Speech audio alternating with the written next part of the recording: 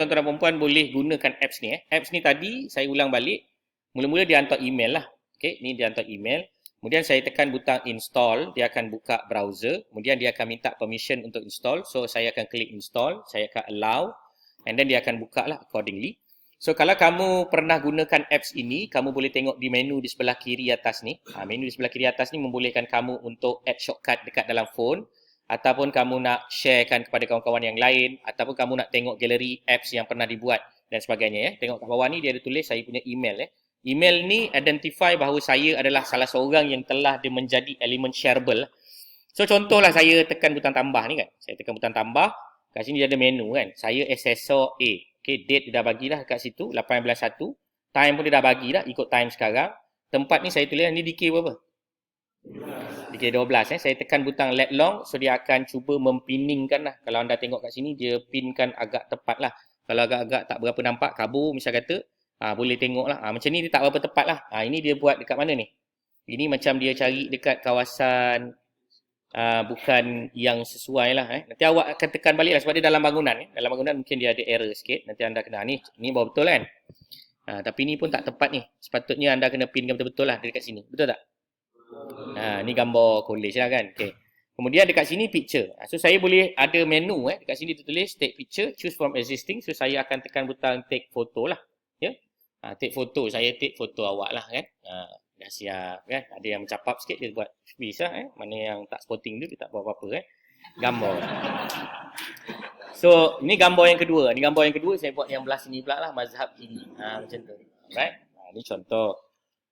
So yang kat sini contohnya saya tulis risiko 2. So saya boleh buat macam biasa je.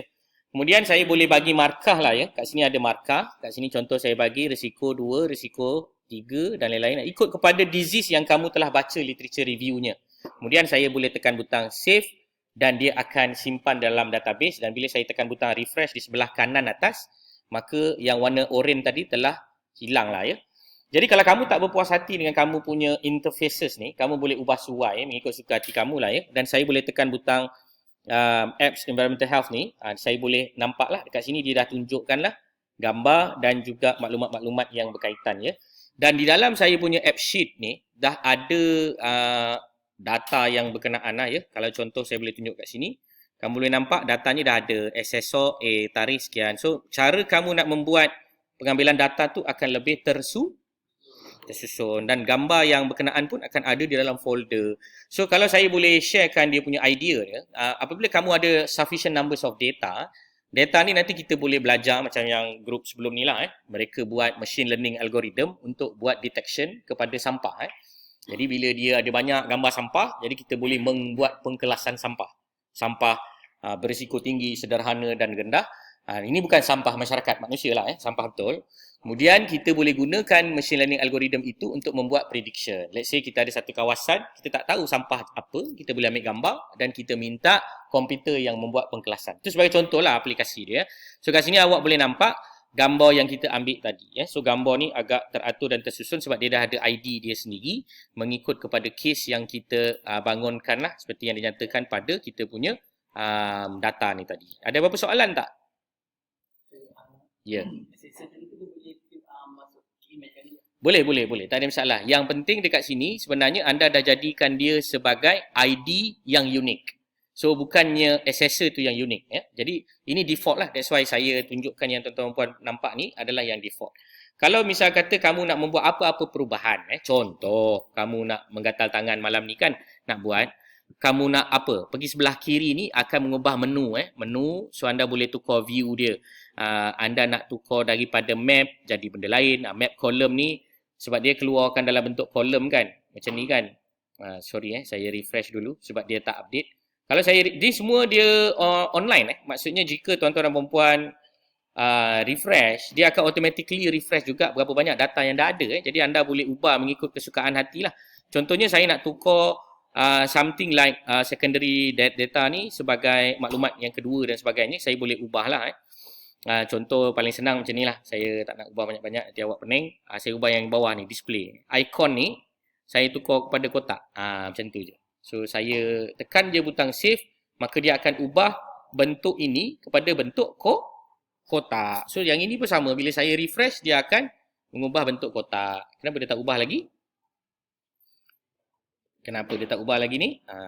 So saya pun tak pasti kenapa, tapi basically kena refresh dululah. Selepas anda dah pilih benda tu, dia akan menjadi kotak lah. Ni kotak ni, map ni jadi kotak. Yang apps environmental health ni pun anda boleh ubah lah. So sekarang ni tadi nampak tak? Yang ini bukan kotak kan? Sekarang dia dah jadi gambar kotak. Nampak ke tak ni? Faham ke tak?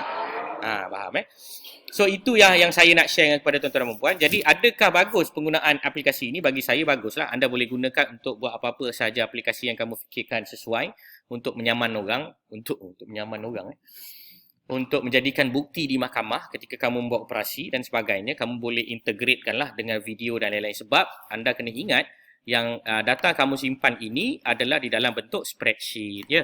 Jadi dekat sini pun kalau kamu tengok menu dia ada banyak Kita boleh bukan saja image, awak pergi ke bawah dia jadi video. Dia boleh jadi boolean seperti yes, no dan sebagainya lah. So banyaklah question yang awak boleh buat. Contohnya anda nak buat soalan. Tapi ingat, bila anda mengubah struktur, maka anda perlu regenerate structure. Baik, saya tunjuk contoh. Kat sini misal kata sampah. Anda nak buat dia sebagai ada ke tak ada sampah kan? So anda masukkan satu kolom yang baru, maka dekat sini dia akan error tau. So anda kena tekan butang regenerate schema. So bila tekan regenerate schema, dia akan cuba memandaikan kepala otak dia untuk memastikan satu kolom baru telah diwujudkan, iaitu sampah. Nampak tak? Jadi dekat sini contoh, saya boleh letak dia sebagai yes or no dan saya tekan butang apa? Save lah. Dan automatically dia akan tambah baik kepada saya punya borang soal selidik ni. Okay, saya tunjukkan contoh. Kat bawah ni dia ada sampah yes ke no. Something like that lah. Okay. So anda boleh buat investigation ni dengan lebih efisien. So anda tak perlu lagi nak buat pakai kertas. Nanti nak balik, nak pairingkan balik dengan phone punya data. Nak cari balik ini ID mana, memang kicap jalin lah. Tapi macam ni dah lebih senang. Jadi anda boleh tahu ini adalah dia punya ID 88. Adalah dia punya ID. Di gambar dia pun dia akan tulis 88. So kalau saya contohlah, saya demokan lagi sekali. Saya tekan butang apps environmental health ni, saya tekan butang tambah ni. Saya tekan butang tambah, membolehkan saya add new data. Kat sini ada tulis 425, betul? So nanti gambar yang terhasil bagi yang seterusnya ni adalah 425 lah. So tempat decay berapa ni? 12. Let long ni saya main hentam je lah kan. Okay, picture ni saya ambil lah. Gambar apa ni? Nak ambil gambar apa? Gambar bunga. Gambar bunga lah. Matbung saya tulis tu Okay, nanti anda tengoklah apa yang jadi kat dalam tu. Matbung. Okay, lagi. Gambar dua, siapa nak saya ambil gambar dia? Peace peace no more. Bagus Kemudian saya tulis peace P-E-A-C. Okay, risiko satu lah sebab peace kan. Peace maknanya aman Tapi total markah dia 3 dan saya tekan butang save Tapi ada masalah sebab apa? Sebab saya tak refresh yang baru tadi. Sepatutnya ada lagi satu soalan yang dipanggil sebagai apa? Sampah tadi kan. Tapi tak apa, sebab kita jadikan kita punya kolom ni tadi editable Editable yang gambar apa ni? Gambar pen ni, maksudnya boleh edit Tapi cuma awak dalam grup janganlah pula awak kawan awak tulis, awak yang padam Awak tulis, kawan awak padam boleh juga. Jadi macam tu. Sebab awak editable kan. Jadi sebenarnya benda ni boleh dikawal lah Kalau kamu pergi kepada AppSheet ni, kamu boleh lock dia pada view ni nanti. Yang ini agak advance lah tapi just tunjuk je. Kat mana yang kamu nak ubah yang saya katakan tadi adalah kebolehan kamu untuk membuat additional data ni tadilah. Okay, ini action, ini data.